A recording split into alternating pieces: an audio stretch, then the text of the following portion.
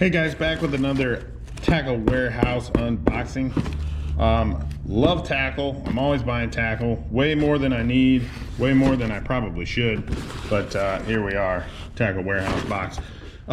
Little bit about this box. I do like the clearance aisle, so a lot of this stuff, I'm not going to say all of it, but a lot of it, probably most of it, certainly over half of it, came from the clearance aisle at Tackle Warehouse, the clearance section on their website. I do like to get a deal on stuff. So now I'm not going to go through each price on every item, but this box cost me about $114 if I remember right. So that's pretty good for what I got in here, and it came with a free sticker. All right guys, this box is mostly crankbaits, not spinnerbaits. These are spinnerbaits. But I kind of went on a little crankbait buying spree.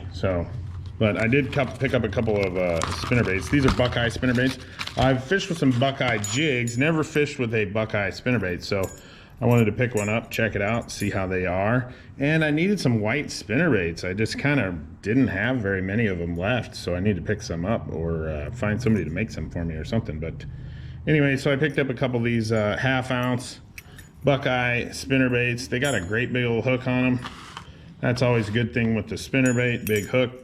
And a couple of blades. We got a gold blade and a chrome, and these are willow blades. Love willow blade spinnerbaits. I fish with them a lot, and I always catch good fish on them. Last fall, or I guess late summer, I caught my biggest smallmouth ever on a white spinnerbait, just shy of 5 pounds. So, love them spinnerbaits.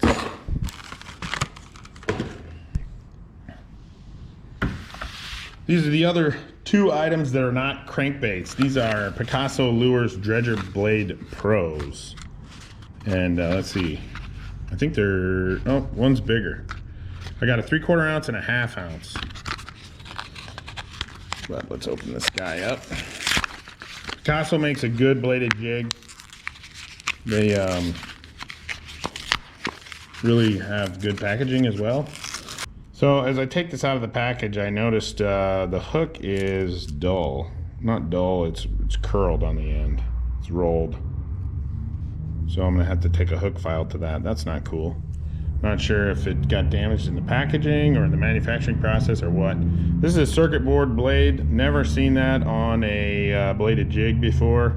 So that'll be interesting. In fact, I didn't even know that when I bought these, that they were circuit board or this thin plastic blade, whatever you want to call it. But yeah, we'll see how they do. I'm not sure how loud that will be with that plastic instead of metal. The other thing is, you know, I know there's circuit board crankbaits and stuff like that.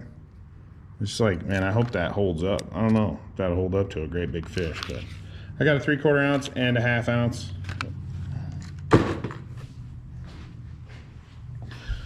All right, everything else we got here is crankbaits or crankbait related. These are Norman's Lures speed clips. My buddy Steve Basinger, he swears by these. So he does a lot of crankbait fishing, and he told me to try some of these out. But so essentially, instead of using the line tie, the split ring, you use one of these. Put it on a lure, tie it up, and then you can squeeze it and easily switch from one bait to the next. So we're gonna try that out. All right, next we've got these 13 fishing jabberjaws. And these are kind of a gimmicky little bait. I'll pull one out here and show you guys, but they call it kind of a hybrid bait between a crankbait, like a square bill crankbait, and a chatterbait, because the bill can move back and forth on these. So the bill is going to go like this when you fish it, and it's going to make a little bit more noise. I assume it changes the hunting action of the bait probably quite a bit, I would imagine. But these are, like I said, a little bit gimmicky. I don't know if they work. I mean, I'm sure it will catch fish, but this is the kind of thing that you can find on the clearance section, because stuff like this is not going to sell as good as the traditional stuff traditionally. The traditional stuff is probably going to sell a little bit better because people know what they're getting. So I went ahead and picked 2 of these up. I love this color. I got dirty water where I live, and this black and chartreuse, or even this is almost kind of a bright yellow, but it's a great color for the dirty water that I'm fishing in. So we'll see how this thing acts. I'm sure it will catch some fish.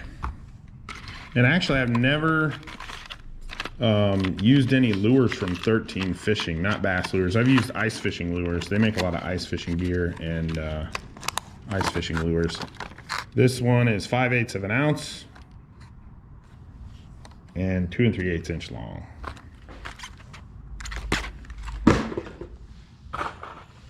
All right, next I've got some Strike King crankbaits. These are kind of a bluegill color, and actually they call it sexy sunfish. The Pro Model crankbaits, these are pretty good baits. I've used some in the past. This is a dives to 12 feet. We'll pop one of these open here and check it out. I can do this without hooking myself, which I've been doing a lot.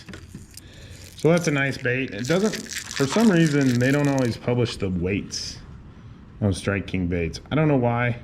Kind of bothers me because I like to know what the weight is when I'm buying something, but these are for sure a 1/2 ounce.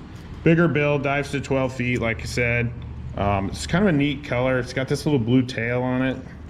Kind of changes up the color a little bit. You see a lot of walleye baits where they actually paint the back of the tail different, and I don't know if that's creeping into the bass world or if that's just how this color is, but good looking bait. Decent rattle in there, and Strike King makes good stuff, so no doubt this will catch some fish. And like I said in a previous video, I'm pretty good at buying one of everything because I like to get a bunch of different stuff. Then I lose one, I don't have another one to fall back on, so I'm trying to buy duplicates of stuff or even more. Next I got a Berkeley Fritz side.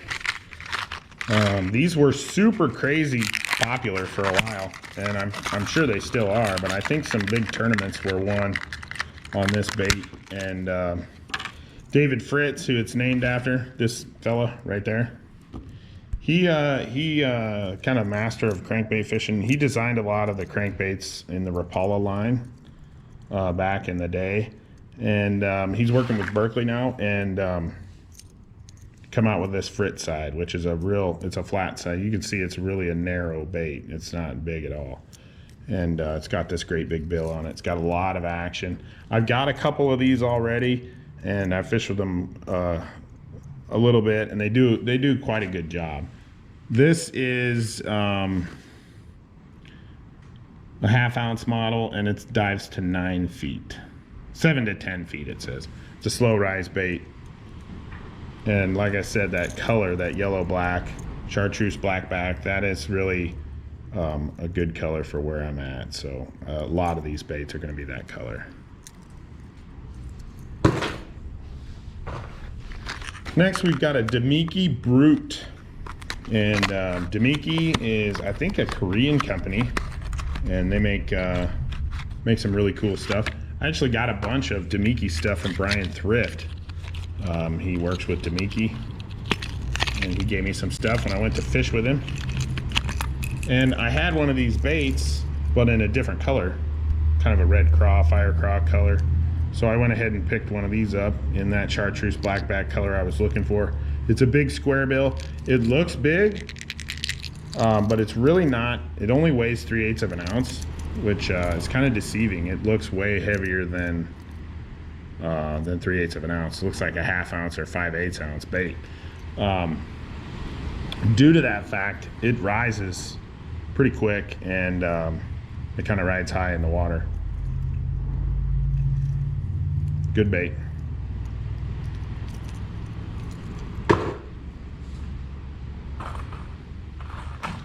Next, we've got some wiggle warts. I do have a few wiggle warts, but I don't have too many of them. Obviously, these are the new Storm Wiggle Warts. They're not like the old school ones. I guess, I don't know if Storm always made them or if they bought whoever made Wiggle Warts and folded them into the big Rapala family. But like I said, they're not the old ones, but these are still very good baits. And a lot of guys use these trolling for walleyes, but they're excellent bass baits.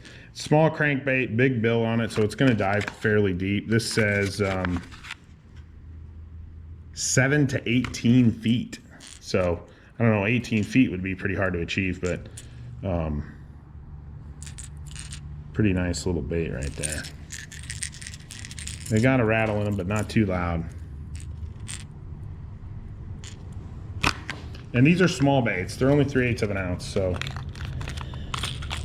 you definitely got to have the right stuff to throw them so you don't get some backlash action. Got a few different colors. This is fire craw looking color.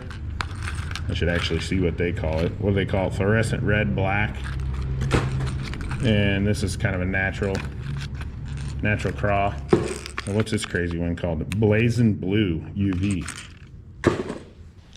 All right, next we have another classic name in crankbaits, Bagley. So Bagley used to make, well, they still do. I mean, they make balsa baits. These are all balsa baits, balsa wood baits. So this is a diving B2, which the B is for balsa. And yeah, these used to be made in America, and they were like the deal. In fact, guys buy these old Bagleys off the internet for outrageous amounts of money. And it's kind of interesting. They didn't all run the same. I never fished with them, but I've heard a lot of stories about them. They didn't all run the same. You know, you had to find the good ones and weed out the bad ones. And balsa's inconsistent. Like plastic lures are very consistent. Balsa is going to be inconsistent because it's not a manufactured product. So one to the next would be different. So like I said, they used to be made in America. Now they're made in Serbia, I believe that says.